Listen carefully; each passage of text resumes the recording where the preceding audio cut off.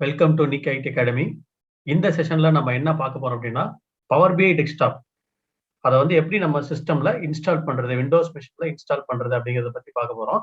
இந்த பவர் பிஐல வந்து நிறைய எடிஷன்ஸ் இருக்கு. அதுல பவர் பிஐ டெஸ்க்டாப் அப்படிங்கிறது வந்து நம்ம டெவலப்பர் யூஸ் பண்ற ஒரு டூல். இந்த பவர் பிஐ டெஸ்க்டாப் அப்படிங்கிறது ஓப்பன் சோர்ஸ் தான். நம்ம இதுக்கு வந்து லைசன்ஸ்லாம் தேவைப்படாது. அதனால இதை நம்ம வந்து இன்ஸ்டால் பண்ணிக்கலாம். இது இன்ஸ்டால் பண்ணிக்கிட்டு எப்படி வந்து நம்ம பவர் பிஐ டேஷ்போர்ட் எப்படி கிரியேட் பண்றதுங்கிறத அடுத்தடுத்த செஷன்ல பார்க்கலாம். இந்த செஷன்ல பவர் பிஐ டெஸ்க்டாப் எப்படி இன்ஸ்டால் பண்றதுன்னு பார்ப்போம். இது ரொம்ப சிம்பிள் ஸ்டெப் தான். இது ஜஸ்ட் ஒரு 5 minutes தான் எடுக்கும். நம்ம சேனலுக்கு இதுதான் நீங்க ஃபர்ஸ்ட் டைம் வர்றீங்க அப்படின்னா கண்டிப்பா சேனலை சப்ஸ்கிரைப் பண்ணிக்கோங்க.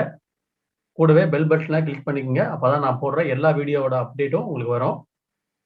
நம்ம இந்த சீரீஸ்ல பவர் பிஐ எப்படி வந்து தமிழ் வழியில கத்துக்கிறது அப்படிங்கிறத பத்தி பார்க்க போறோம். வாங்க செஷனுக்குள்ள போகலாம். ஃபர்ஸ்ட் நம்ம வந்து கூகுள் போயிடுங்க. கூகுள் போயிட்டு பவர் பிஐ டெஸ்க்டாப் டவுன்லோடுன்னு போடுங்க. டவுன்லோட் அப்படின்னு போட்டீங்கனாலே இந்த மாதிரி இந்த சைட் வரும், powerbi.microsoft.com. இந்த டவுன்லோட்ஸ்னு வரும். இந்த லிங்க் போயிருங்க. இந்த லிங்க் போனீங்கன்னா இந்த மாதிரி பவர் பிஐ டூல்ஸ்ல வரும். இதுல பாத்தீங்க அப்படின்னா நம்ம என்ன டவுன்லோட் பண்ண போறோம் அப்படின்னா பவர் பிஐ டெஸ்க்டாப் இந்த வெர்ஷன் தான் டவுன்லோட் பண்ண போறோம். இது நம்ம வந்து எதுவுமே பண்ண போதில்லை. இங்க போயிட்டு நம்ம வந்து டவுன்லோட் போகாதீங்க. டவுன்லோட் போனீங்கன்னா இது வந்து ஆப் போகும், மைக்ரோசாஃப்ட் ஆப் போகும். அதனால அது போகாதீங்க. அட்வான்ஸ்ட் டவுன்லோட் ஆப்ஷன்ஸ் போங்க.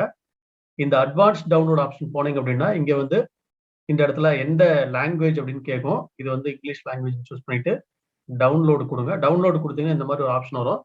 இதுல வந்து நம்ம வந்து 64 பிட் அப்படிங்கிறத நம்ம டவுன்லோட் பண்ண போறோம். இந்த ஒரு 64 பிட் வெர்ஷன் வந்து டவுன்லோட் பண்ணிக்கோங்க. டவுன்லோட் பண்ணிட்டு நெக்ஸ்ட் கொடுங்க. நெக்ஸ்ட் கொடுத்தீங்க அப்படின்னா இது வந்து ஆட்டோமேட்டிக்கா நம்மளுக்கு வந்து டவுன்லோட் ஆகும். இப்போ பார்த்தீங்கன்னா ஒரு 362 MB இருக்கு. இந்த ஃபைல் வந்து டவுன்லோட் ஆன உடனே நம்ம வந்து இன்ஸ்டால் பண்ணலாம். இது பாத்தீங்கன்னா விண்டோஸ் மிஷின்ல தான் வந்து நம்மளுக்கு கொடுத்துருக்காங்க மைக்ரோசாஃப்ட். ஏன்னா அவங்க வந்து விண்டோஸ் அப்படிங்கிறது அவங்களோட ஓன் ஓஎஸ் அப்படிங்கிறதுனால விண்டோஸ் வெர்ஷன் மட்டும் தான் கொடுத்துருக்காங்க. நம்மளுக்கு வந்து மேக் ஓஎஸ்ஸா இருந்தது அப்படின்னா நம்ம வந்து டைரெக்டா இன்ஸ்டால் பண்ண முடியாது. ஓகே, அதுக்கு வந்து நம்ம வந்து இந்த மாதிரி ஏதாவது சிட்ரிக்ஸ் இல்லைன்னா வந்து வெர்ச்சுவல் பாக்ஸ் ஏதாவது அந்த மாதிரி யூஸ் பண்ணி தான் நம்ம வந்து பண்ணணும். இப்போ பாருங்க, நம்மளுக்கு வந்து செட்டப் ஃபைல் வந்து டவுன்லோட் ஆயிருச்சு. இந்த செட்டப் ஃபைல வந்து ஒரு கிளிக் பண்ணுங்க. அது மேல கிளிக் பண்ண உடனே எஸ் ஆர் நோ கேட்கும். செலக்ட் லாங்குவேஜ் இங்கிலீஷ் சூஸ் பண்ணிக்கோங்க. சூஸ் பண்ணிட்டு நெக்ஸ்ட் போங்க. நெக்ஸ்ட் போனீங்கன்னா எஸ் கேட்கும். எஸ் கொடுத்துருங்க. எஸ் கொடுத்த உடனே இந்த மாதிரி நெக்ஸ்ட் கொடுத்து நம்ம இன்ஸ்டால் பண்ண வேண்டியதான். இப்போ பாருங்க, அடுத்த விண்டோ ஓப்பன் ஆகும். ப்ரிப்பேரிங் டு இன்ஸ்டால் அப்படின்னு வருது. ஸோ இதுல நெக்ஸ்ட் கொடுத்துருங்க. இதுல வந்து லைசன்ஸ் அக்ரிமெண்ட்டை வந்து அக்செப்ட் பண்ணிக்கோங்க. Click on next. இதுல வந்து எந்த இடத்துல வந்து அது இன்ஸ்டால் ஆகும் அப்படிங்கிற அந்த பேக்கேஜ் வந்து எந்த இடத்துல இன்ஸ்டால் ஆகும் அப்படிங்கிறது காட்டுது. நம்ம வந்து நெக்ஸ்ட் கொடுத்துருங்க. டெஸ்க்டாப் ஷார்ட்கட் வேணும் அப்படின்னா நம்ம வந்து இது செக் பாக்ஸ் கொடுத்துடலாம். இது எப்பவும் போல இது ஆன்லயே இருக்கட்டும். கொடுத்துட்டு நம்ம வந்து இன்ஸ்டால் பண்ணுங்க. இன்ஸ்டால்னு கொடுங்க. இது வந்து இன்ஸ்டால் ஆகும். இது வந்து ரொம்ப சீக்கிரமா இன்ஸ்டால் ஆகிடும். ஒன்றும் பிரச்சனை கிடையாது. உங்களோட சிஸ்டமோட ஸ்பீடை பொறுத்து அது வந்து ஒரு 5 minutes ஆகலாம், ஒரு 2 minutes ஆகலாம், 3 minutes ஆகலாம். பட் வெரி ஃபாஸ்டா நம்மளுக்கு வந்து இன்ஸ்டால் ஆகிடும். ஸோ ஒன்ஸ் இன்ஸ்டால் ஆன உடனே நம்மளுக்கு வந்து டெஸ்க்டாப்ல ஒரு ஐக்கான் கிரியேட் ஆகிடும். அந்த ஐக்கான் நம்ம கிளிக் பண்ண உடனே அடுத்தடுத்த விண்டோ வந்து ஓப்பன் ஆகும். இதுதான் நம்மளுக்கு வந்து ஃபர்ஸ்ட் நம்ம ஓப்பன் பண்றது. நமக்கு வந்து இந்த மாதிரி இன்ஸ்டால் ஆகிட்டு இருக்கு.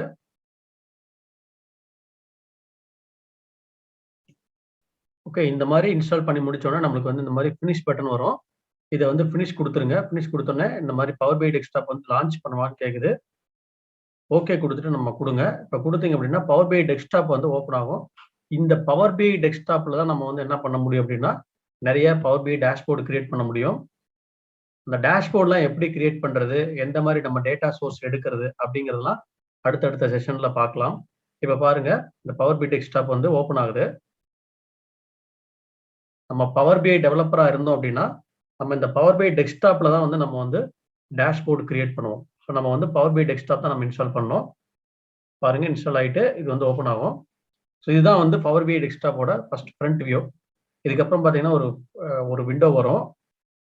இந்த விண்டோவில் நம்ம வந்து கெட் டேட்டால போயிட்டு நம்ம டேட்டாவை கனெக்ட் பண்ணிட்டு அதுக்கப்புறம் ஒர்க் பண்ண ஆரம்பிக்கலாம். இல்லை அப்படின்னா இதை வந்து க்ளோஸ் பண்ணிடுங்க. இதை க்ளோஸ் பண்ணிட்டு இங்க பாத்தீங்கன்னா இங்க வந்து டேட்டா கெட் டேட்டால போயிட்டு நம்ம டேட்டா எடுத்துட்டு இந்த இடத்துல ரிப்போர்ட்ஸ்ல ஒர்க் பண்ணணும். இந்த மாடியூல்ல நம்ம வந்து என்ன அப்படிங்கறத அடுத்தடுத்த செஷன்ல பார்க்கலாம். இதை சக்சஸ்ஃபுல்லா இன்ஸ்டால் பண்ணிட்டு அடுத்த செஷன் வாங்க. அடுத்த செஷன்ல எப்படி ஒரு டேட்டா சோர்ஸ் கனெக்ட் பண்றது, அதை எப்படி ஒர்க் பண்றது அப்படிங்கறத பத்தி பார்க்கலாம். தேங்க்யூ ஃபார் வாட்சிங்.